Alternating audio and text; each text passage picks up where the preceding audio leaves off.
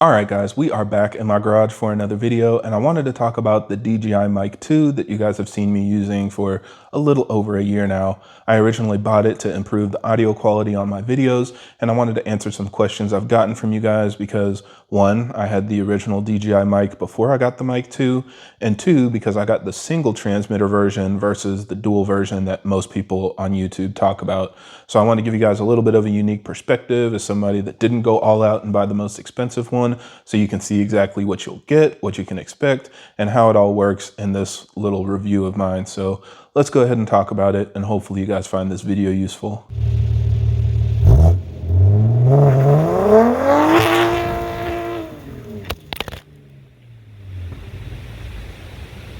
Now, as always, for everybody that's new to the channel, I create these videos to help keep you updated on the latest developments in our community, as well as discuss technical topics so that we have a better understanding of how our engines work. So if you're interested in more videos like that, be sure to subscribe because there will be a lot more coming out in the future. Now, a couple things before we dive into it. One is I do have my Amazon links in the video description. So if you guys want to buy one after watching this video, definitely check it out there. They usually have really quick shipping, especially for Prime members, and they have discounts from time to time. They always kind of match the same discounts that you would get on the DJI website. And keep in mind that is an affiliate link, so it does help support the channel.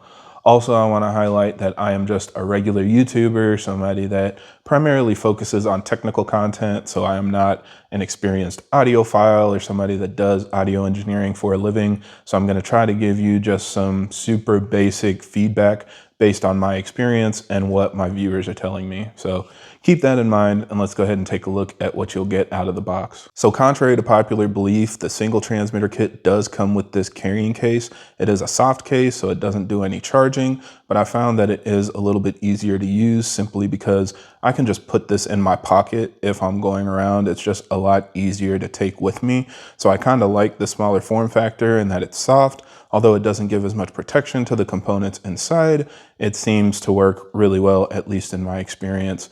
Now let's go ahead and open it up.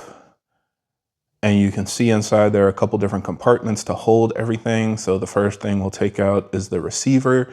It does have this 1.1 inch OLED touchscreen, which is slightly bigger than the 0.95 inch touchscreen that was on the original DJI mic.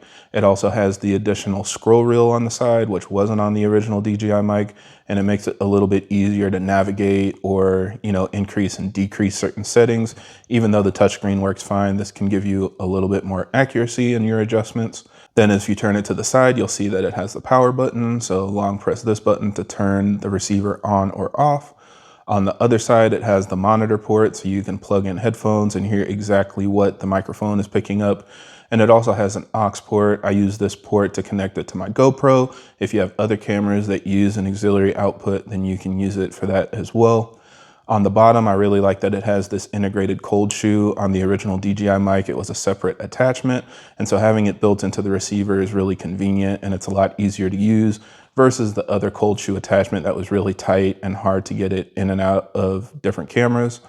You also have the USB-C port that you use for charging as well as updating the firmware. And then the expansion port on the bottom for the USB adapters, which we'll take a look at in a little bit. And then these dots on the side are also for the charging pad. They don't do anything for me since I don't have the charging case. But if you did, when you drop it in, it touches off on these contacts, and that's how it charges. Then let's go ahead and take out the transmitter. So this is the microphone that you see me using. On one side, it has the recording status LED light. So depending on if you're recording or not, this will flash red. It also has the USB-C port, again, for charging and firmware updates. Then you also have the manual record button, so you can use this to hold a recording on the actual microphone, or it also allows you to switch to Bluetooth versus switching directly to the receiver. On top, you've got the microphone itself. It's kind of hidden in here. You can't see it, but you have a plug on one side, and inside here you can see it's made for an external microphone, so you can use this for a lav mic or something else. But since I don't use that, I just plug in the dead cat that kind of helps prevent it from picking up a lot of wind noise. I don't know that this is a big impact on sound, so I pretty much just leave it on all the time, but it is removable depending on which accessories you want to plug into here. Then on the other side, you can see the system status LED light. So this will flash green if everything is connected and working, or it will flash blue if you're connected to Bluetooth. You also have the link button. Again, if you want to link to the receiver or Bluetooth, you can use this to manually connect. And then you've got the power button. So if you long press this, it'll turn on the transmitter, and you can also tap it while it's on to enable or disable the noise reduction feature, which again, we'll talk about later. Then on the bottom, you've got the charging pad. So again, when you drop it in your charging case, it'll start charging here. Since I don't have the charging pad, I pretty much only use the USB-C ports for charging. Now on the back, you can see it has this clip-on attachment, so you can clip it onto your pocket or any accessories, but it also has this magnet, and this is what I primarily use, so you can easily attach it to your shirt or anything. You know, it's very strong, and so you can connect it to basically any kind of thin material, and it will hold it in place. And it also has really strong haptic feedback, so as you press on the buttons, you can tell when the buttons pick up a change, you know, when it turns on or off and things like that. It'll actually vibrate, so you know that it's making the action you want. Also keep in mind this still has internal storage, so it can record backups for up to 14 hours of recording, which is useful for a lot of people. I don't really use it, but if you do a lot of high quality audio and in the moment things, or you want to make sure you absolutely never lose any of the audio you're recording, then you can record the backup directly on the transmitter. Now, additionally in the case, we've got a couple different adapters. So we've got our USB-C adapter. This is primarily what you use to connect to your phone or your Windows laptop or something like that. That's what I use to connect to my phone whenever I'm doing these recordings. I just plug it into the bottom, and that way it picks up the microphone. You've also got a Lightning adapter for the Apple devices that still use a Lightning adapter. Then we've got the aux cable. So this is nice because again, if you've got a GoPro or a separate, higher quality camera that doesn't plug in through a USB adapter, you can use this to connect directly to the aux port and get your microphone feed that way. And then you've got the charging cable, and you can see it's a single input, but dual output. So you plug this into the wall and you can actually charge both the receiver and the transmitter at the same time. So again, I saw a lot of people thinking without the charging case, you had to get a USB cable and plug them in one at a time and wait for them to charge. But it comes with a charging cable that allows you to charge them both at the same time. So very convenient. Now with the Mic 2, there are a couple different changes. One that's small, but actually relevant in my case, is that the receiver itself has slightly different dimensions. The way that ended up for me is that the actual USB adapter that comes with it is too short to actually connect directly to my phone with the phone case attached. So I have to buy this extra USB extension that I use, and it makes it stick out kind of awkwardly. It's a little bit unfortunate because with the original mic, it was thin enough that I could plug the USB adapter directly into my phone, but now I need this extra space to overcome the extra material that my phone case has. So just something to keep in mind. It might be difficult to plug it in directly depending on the phone and phone case you're using. And then more obviously, the transmitter design is very different. For the black one on the outside, it's got kind of that clear case that looks really cool. I don't really care too much either way, but it is a cool new look. And then they've also got a couple different other color options, including the standard white version. So if you want the white one, that might blend in depending on your aesthetic and stuff like that, you can opt for the white version as well. Now, as far as features, this does have the intelligent noise cancellation that wasn't available on the original Mic 1. So that can help isolate your noise if you're outside in really noisy environments. For most of my videos, that's not a huge issue, especially if I'm in my car or something. Typically, I want some of the car audio to be picked up as well.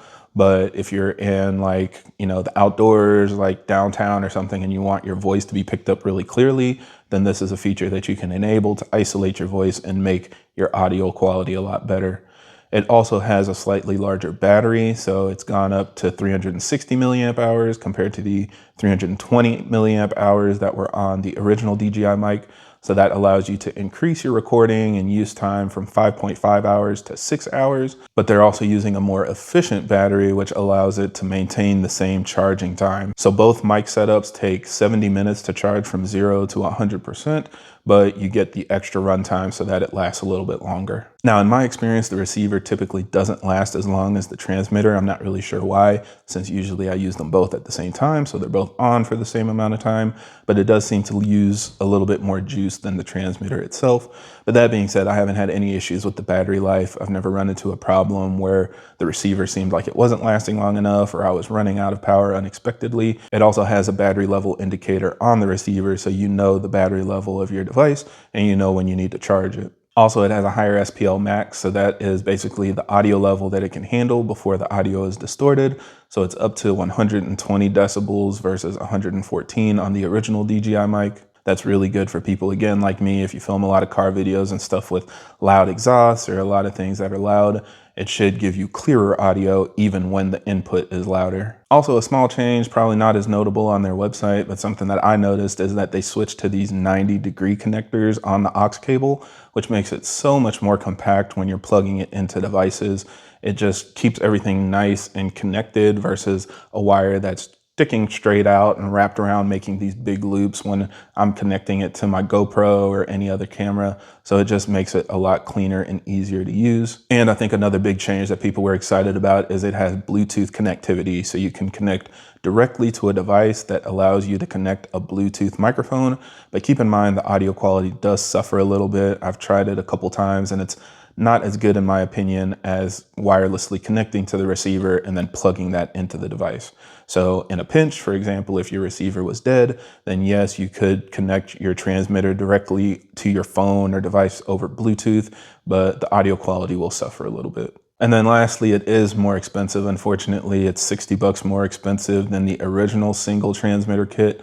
And if you get the dual transmitter kit, it's $100 more expensive than the original DJI mic. So that is something to consider. The mic, I think, is still a really good value since it's so much cheaper, but you are getting a lot more for the extra money. So as far as the single versus dual transmitter kit, the reason why I went with the single transmitter kit is one, because it's mainly just me making these videos. I sit in front of the camera and just talk. So the dual transmitter kit is more useful if you were doing interviews or wanted to pick up audio from different locations, which I have found would be nice in certain scenarios, but it's something that's very rare for me. And if I were in that case, I have no problem taking the microphone off and sharing it with somebody that I'm talking to, or just making sure I stand close enough to them so that you can hear them clearly. So I think the 2 transmitter version is nice for those scenarios or if you do a lot of that, but for me, it just wasn't really the case. Then of course it's cheaper, which is a huge advantage. These are, at least in my opinion, still pretty expensive. So it was something where, you know, cost was a factor. And if I could save some money by going with the single transmitter kit, I felt like that made sense. And it also gives you the same quality. So you're using the same version of the transmitter. There's a higher quality transmitter with the 2 transmitter kit. You just only get one of them. Also, the carrying case, I think, is so much easier to store. Again, I just slide it into my backpack or I put it in my pocket sometimes, and it literally just fits perfectly versus getting the big hard case. Would be much harder to carry around, especially if you do a lot of traveling and stuff like I do. I don't want to have to carry that around all the time or find somewhere to use it. And also keep in mind, the carrying case does charge pretty slowly. It takes over 2 hours to charge compared to plugging it into the wall and getting that 70-minute charge time. So for me, I think the speed of being able to charge it up, plugging it directly into the wall, you know, once every couple of weeks when I actually need to charge it is a little bit more convenient. I think the big benefit of the charging case is if you are going to be traveling for like a week and you might not have a lot of power, then you can charge it directly from the case, even without having, you know, a charging port. So when you put it into the case, it can charge 2 extra times, which essentially gives you 18 hours of wireless use time versus the 6 hours that you would get just from a single charge. So again, there are some benefits there. And I think if you have that specific use case where you're out and about always using this and don't always have the ability to charge it up, or you aren't doing like short video recordings like I'm doing from time to time, and you need it to last for a really long time, in those cases, the 2 transmitter setup could definitely be worth it. But personally, I think the single transmitter setup is underrated. It comes with a lot more than people realize and works great for those of us that are just kind of filming videos for fun. The other thing that I was surprised to see is that you can't upgrade to the dual transmitter version. So you can't just buy a second transmitter and connect it to your receiver. There's something built into, I don't know if it's the firmware or hardware or whatever, in the receiver that only connects it to the transmitter that the kit came with. So DJI obviously did that specifically to force you to buy the dual transmitter kit if you need to. They don't want people just to be able to buy a second transmitter and kind of DIY their own 2 transmitter kit. Definitely unfortunate, not the best practice that I would agree with in this kind of business, but just a limitation to be aware of. So hopefully this answers any questions that you might have. Let me know if there's anything that I missed. And again, I will have links in the video description to purchase in case you're interested in buying either the DJI Mic 1, 2, the single transmitter or double transmitter version. It's up to you depending on how you're going to use it, but I don't regret getting the single transmitter version at all. So I think that's it for this video. Thank you guys for watching, and I hope this helps. And if you have any other questions or comments, leave them down below.